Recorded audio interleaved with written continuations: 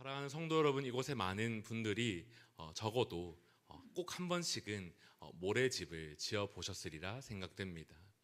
두꺼봐 두꺼봐 이런 노래는 아니어도 그 어느 놀러 가서 그 해변가에서 같이 모래놀이들을 해보신 분들이 꼭 계시리라 믿습니다. 저는 고향이 이제 바닷가이기 때문에요. 덩치에 어울리지 않게 바다에 노는 것을 좋아하기는 합니다. 어느 정도까지냐면 제 발이 닿는 곳까지요. 제 발이 닿지 않는 곳은 저는 심히 두려워하여서 더 깊이 나아가지는 못하고요. 저는 확신하고 있거든요. 뜨지 않을 것이다 라는 확신이 있어서요. 그래서 그 앞에 그냥 앉아서 누워 있거나 그 앞에서 제가 제 몸을 컨트롤할 수 있는 부분까지 해서 친구들을 엎어치기, 뒤로 넘기기 이런 것들을 좋아하기도 합니다. 그런데 바다에서 그것만 놀지는 않죠. 그 밖에 이제 어릴 적에는 이제 그곳에서 꼭 이제 모래 구덩이를 엄청 파내기도 하고 또 삽으로 그땐 장비가 많지 않아도요. 막 손으로 공도 만들고 성도 만들어 보고 했던 추억들이 꼭 한 번씩은 있더라고요. 그렇게 모래집을 짓는 이야기가 오늘 본문과 함께 잠깐 생각이 나는데요.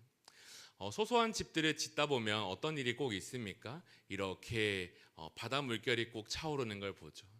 돌아보면 멀찍이 떨어져서 집을 짓기보다는 꼭 그 해안가 가까이에서 그 물결이 꼭 가까이에서 집을 짓는 일들이 더 많은 것 같습니다.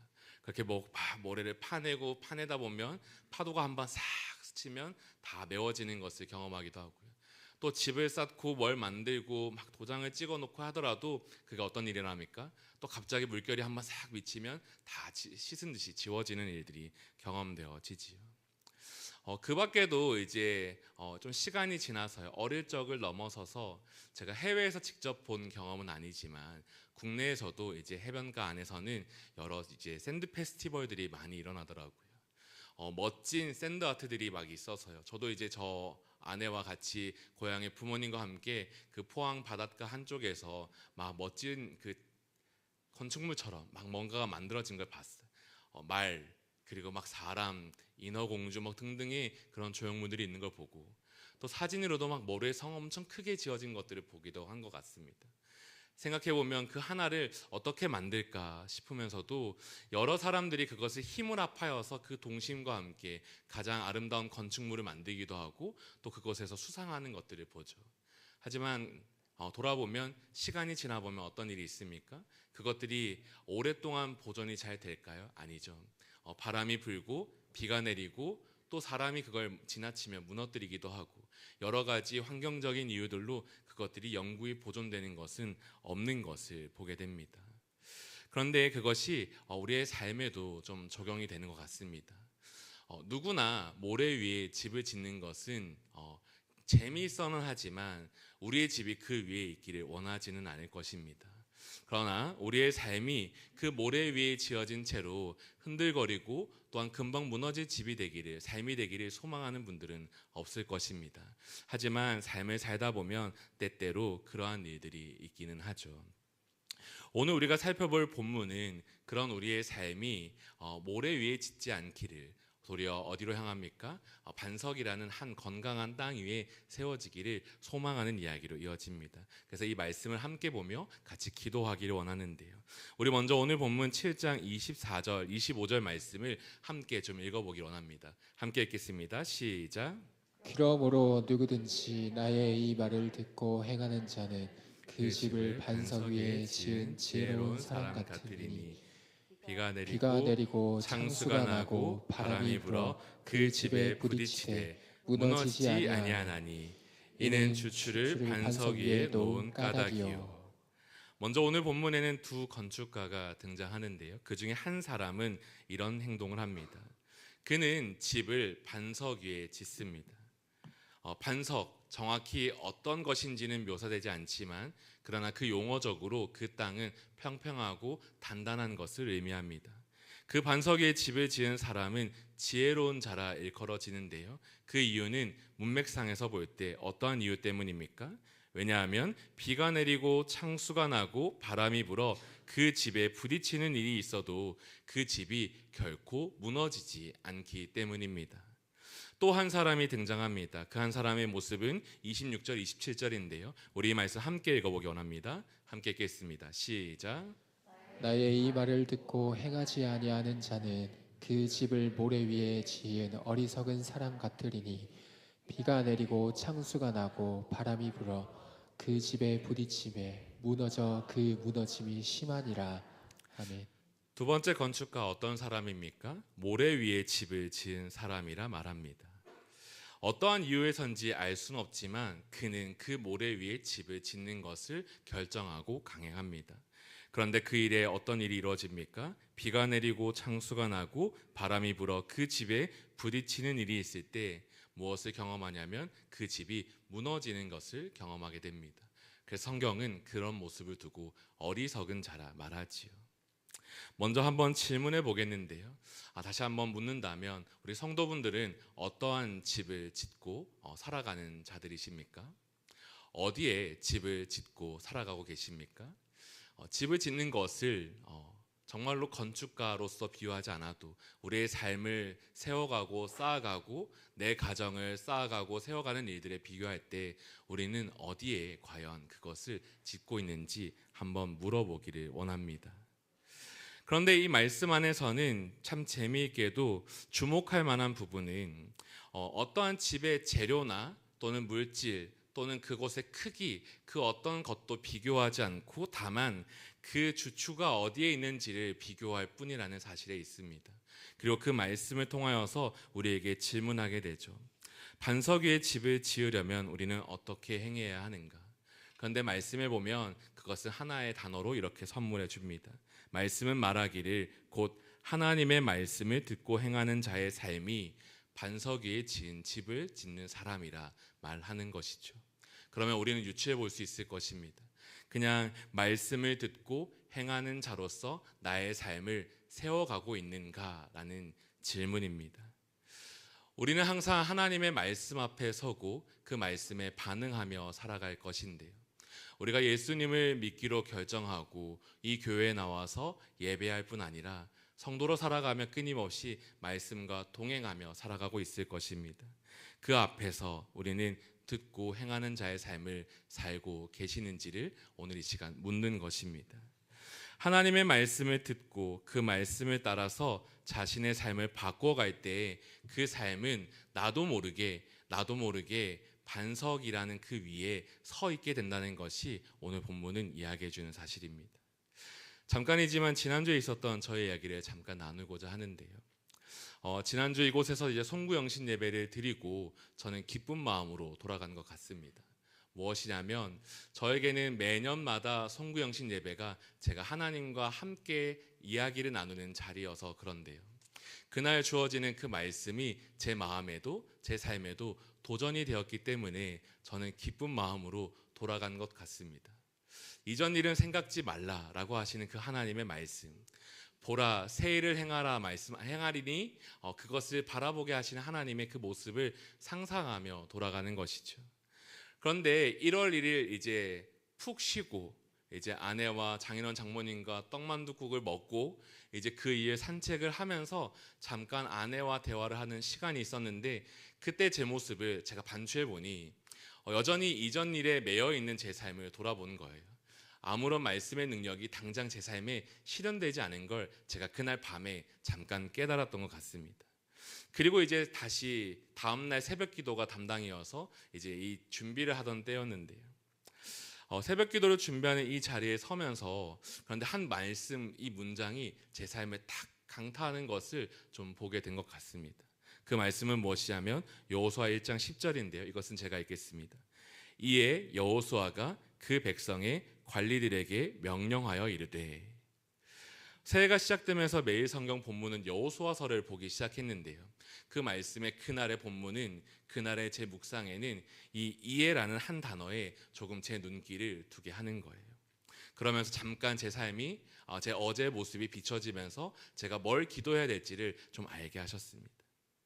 여호수아 사실 1장은요 어떤 배경을 갖고 있냐면 이제 여호와의 종 모세가 죽은 후에라는 말과 함께 시작합니다. 모세라는 한 위대한 선지자 리더가 죽고 난 다음에 이스라엘 공동체의 한 역사를 보여준다는 것이죠. 당대의 위대한 지도자였던 모세가 죽었다. 이것을 오늘 본문과 함께 연결하여서 표현해 보면 저는 이렇게 설명할 수 있을 것 같습니다. 출애굽한 이스라엘 공동체 앞에 비가 내리고 창수가 나고 바람이 불어 그 집에 부딪힘이 일어났다라는 것이죠. 눈에 보이는 가시적인 폭풍이 일어난 것은 아니지만 그러나 그 공동체에 어림짐작할 때 큰 혼돈이 큰 환란이 찾아왔으리라 생각해 봅니다. 그런데 그 자리에 하나님의 말씀은 무엇을 보여주냐면 그런 그곳에 그 자리에 하나님이 임재하신 이야기를 보여주면서 여호수아의 이야기를 시작합니다. 여호수아서 1장에는 여호와께서 모세의 수종자 눈의 아들 여호수아에게 말씀하여 이르시되라고 하며 하나님의 이야기가 이어지는데요. 그 내용을 좀 보면은 두 가지의 사실이 등장합니다. 하나는 명령, 하나는 안내인 것입니다. 약속인 것입니다. 우리 먼저 그 명령부터 볼 텐데요. 여호수아 1장 2절에서 4절 말씀을 좀 같이 소리내어 읽어보면 좋겠습니다. 함께 읽겠습니다. 시작. 내 종 모세가 죽었으니 이제 너는 이 모든 백성과 더불어 일어나 이 요단을 건너 내가 그들 곧 이스라엘 자손에게 주는 그 땅으로 가라. 내가 모세에게 말한 바와 같이 너희 발바닥으로 밟는 곳은 모두 내가 너희에게 주었노니 곧 광야와 이 레바논에서부터 큰 강 곧 유브라데 강까지 해쪽 속의 온 땅과 또 해지는 쪽 대해까지 너희의 영토가 되리라. 아멘. 비가 내리고 창수가 나고 바람이 불어 그 집에 부딪힌 이스라엘 공동체 그리고 여호수아 개인에게 하나님의 개입하심이 나타났습니다. 그리고 그곳에서 하나님은 찾아오셔서 그 여호수아에게 먼저 명령하십니다. 이제 너는 이 모든 백성과 더불어 일어나 이 요단을 건너 내가 그들 곧 이스라엘 자손에게 주는 그 땅으로 가라라고 명령하십니다. 그리고 말씀을 이어가시기를 내가 모세에게 말한 바와 같이 너희 발바닥으로 밟는 곳은 모두 내가 너희에게 주었노니라고 이어가시며 그 뒤에는 큰 영토가 너희의 영토가 될 것이다라고 말씀하시는 것을 봅니다. 하나님의 명령이 그에게 임한 것입니다.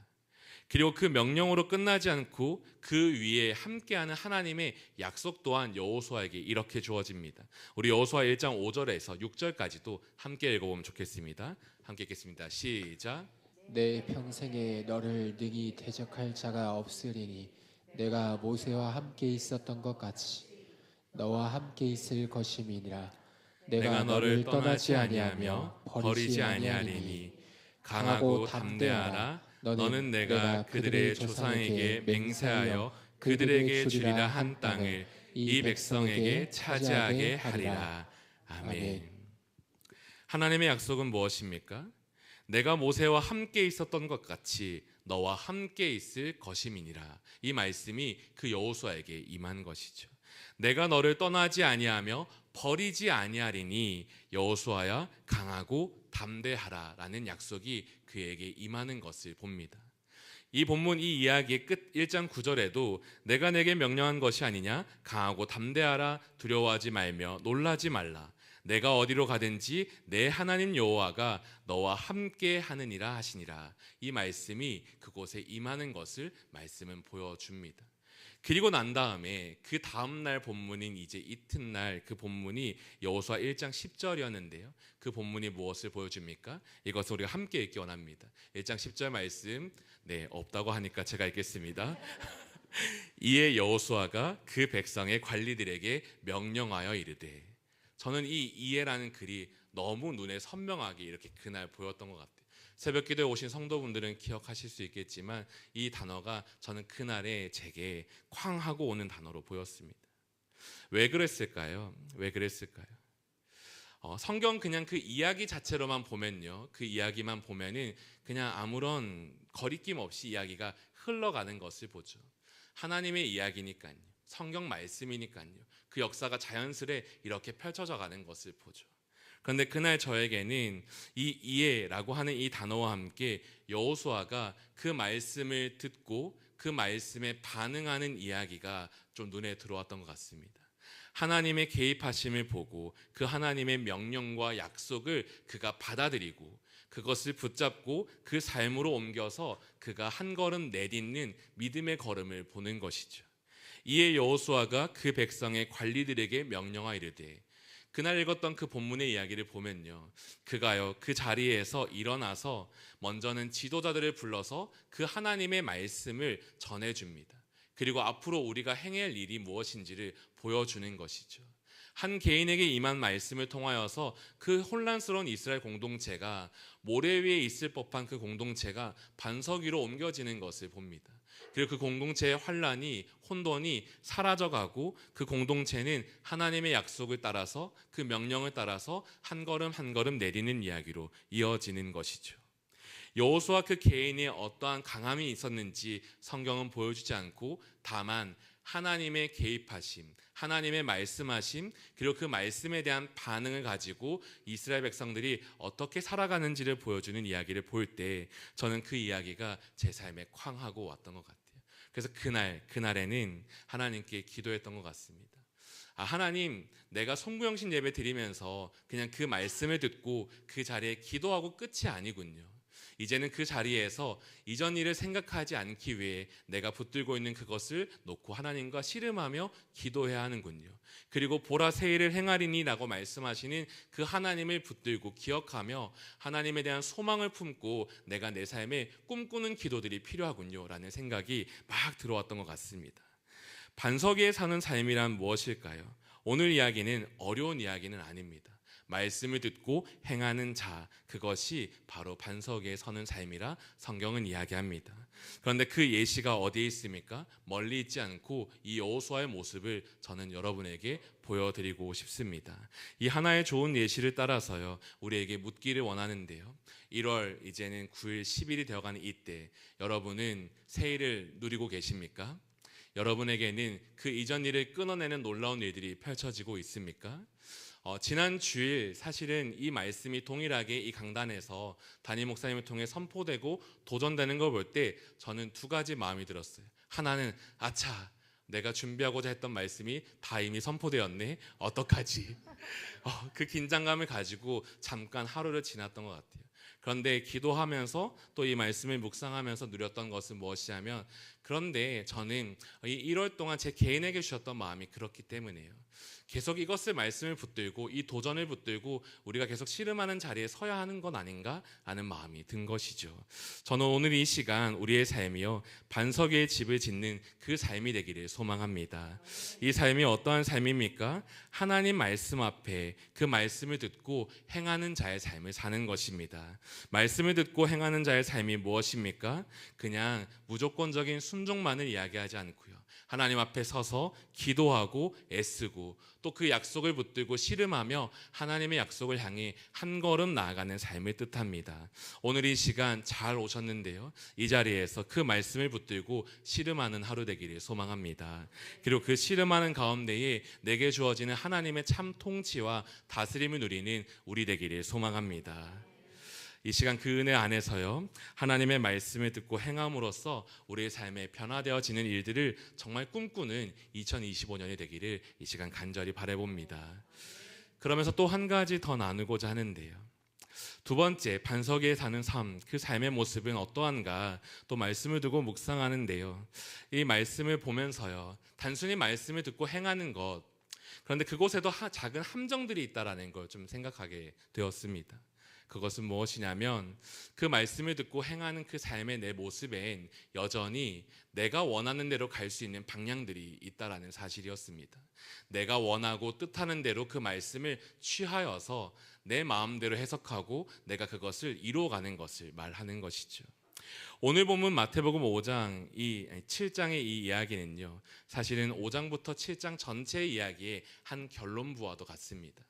단순히 이 본문만 뚝 떼어서 하나의 에피소드가 있는 게 아니라요, 5장부터 7장까지 이어지는 예수님의 그 모든 가르침을 결론해주는 하나의 이야기로도 등장합니다. 그리고 작게는 바로 앞 본문과도 연결되는 하나의 이야기인데요, 이 바로 앞에 어떤 이야기가 있는가 좀 살펴보면요, 이런 내용이 나옵니다. 먼저 마태복음 7장 21절 말씀입니다. 우리 이 말씀을 함께 읽어보기 원합니다. 시작. 나더러 주여 주여 하는 자마다 다 천국에 들어갈 것이 아니요 다만 하늘에 계신 내 아버지의 뜻대로 행하는 자라야 들어가리라. 아멘.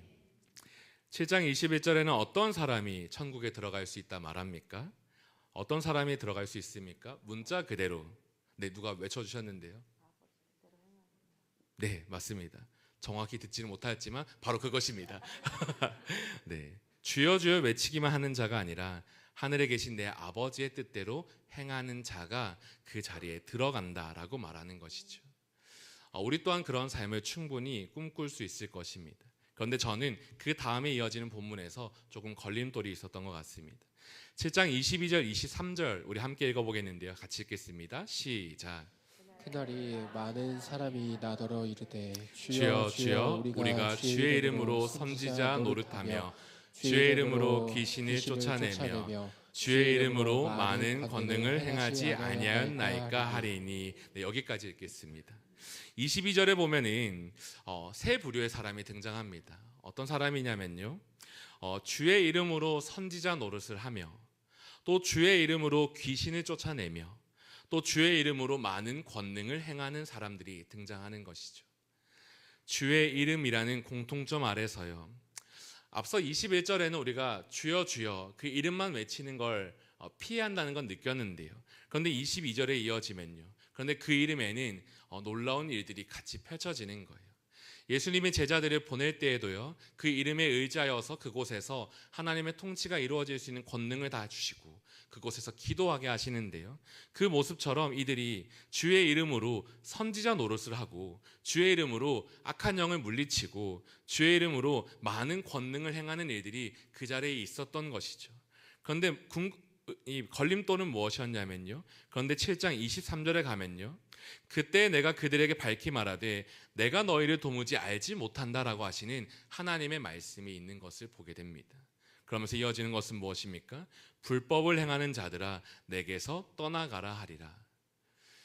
제가 걸림돌이 되었던 부분은 하나님의 영의 역사가 있는 그 자리는 선함만이 있고 하나님의 역사가 있는 그 자리는 의로움만이 가득할 것 같은데, 불법을 행하는 자로서 규정되는 이들 앞에서도 주의 이름으로 행해지는 선지자 노릇과 귀신을 쫓아내는 삶과 권능을 행하는 삶이 그 자리에 이루어질 수 있다는 것을 보여주는 거죠.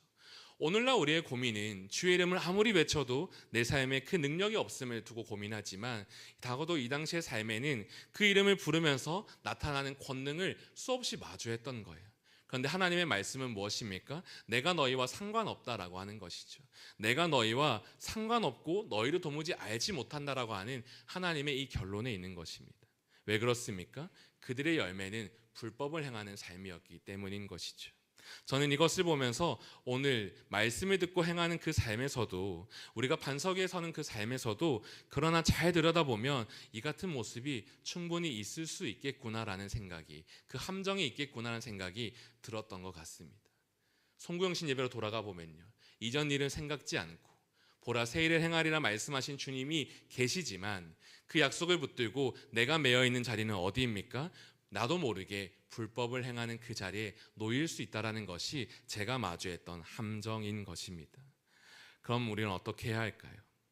우리의 삶이 어떤지를 그곳에서 물어야 할 필요가 있을 것입니다. 그리고 묻는 것으로 끝나지 않고 우리의 삶을 주님께 이렇게 기도해야 할 것입니다. 주님, 주님, 하나님이 기뻐하시는 제자의 삶으로 나아가게 하여 주시옵소서. 지난 주일이었습니다. 1월 5일 저는 또 한 번의 망치가 제게 탁 다가왔던 순간이 있습니다.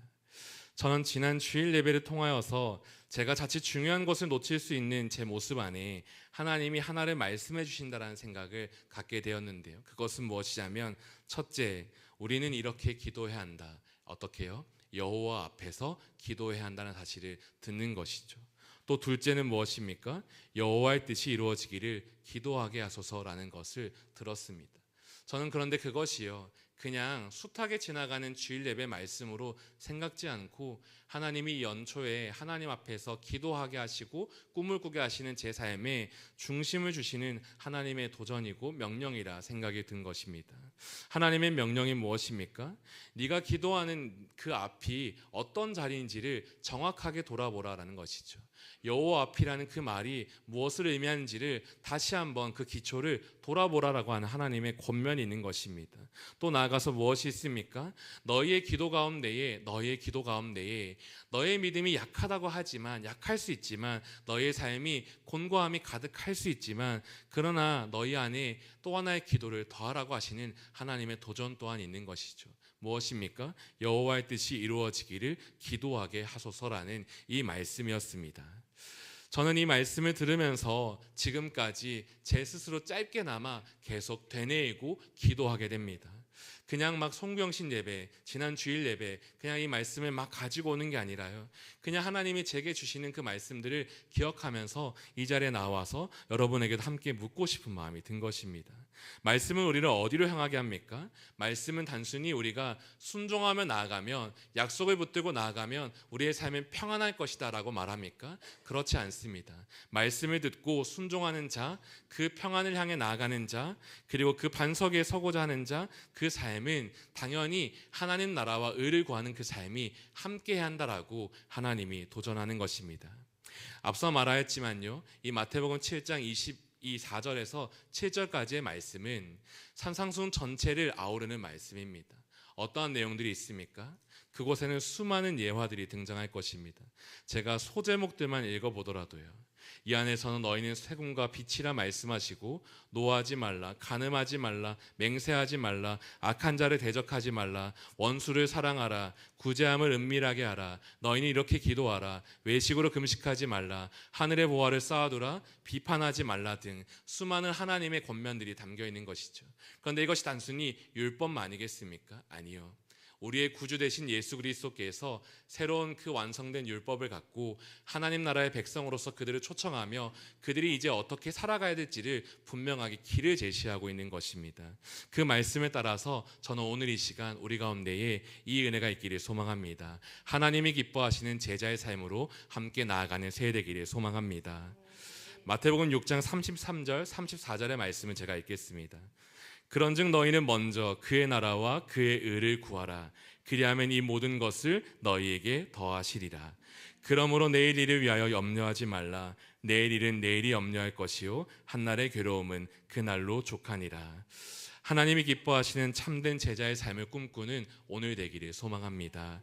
그리고 그 참된 제자의 삶을 꿈꾸며 하나님 나라의 소망을 품는 이 날이 되기를 소망합니다. 그리하여서 이 25년도가 정말 우리 삶 가운데에 끊임없는 도전과 함께하여서요, 그 반석 위에 서는 삶이 되고 하나님의 일하심을 가득가득 경험하는 저희의 교백들이 넘쳐나는 새해 되기를 이 시간 소망합니다. 말씀을 이제 마치겠는데요, 오늘 우리는 두 집을 짓는 건축가들의 이야기를 잠깐 보게 되었습니다. 반석 위에 짓는 집도 있고 모래 위에 있는 집도 있다라고 말합니다. 그리고 우리에게 하나님은 초청하시기를 너희가 어디에도 있어도 상관없다 말하는 것이 아니라 반석 위에 집을 짓는 그 자리에 너희가 있기를, 그리고 그 자리에서 너희가 하나님의 은혜를 누리기를 원한다라고 말씀하고 계십니다. 이 말씀을 붙들고 오늘 이 시간 하나님께 나아가서 기도하며 은혜 누리는 저희 되기를 소망합니다.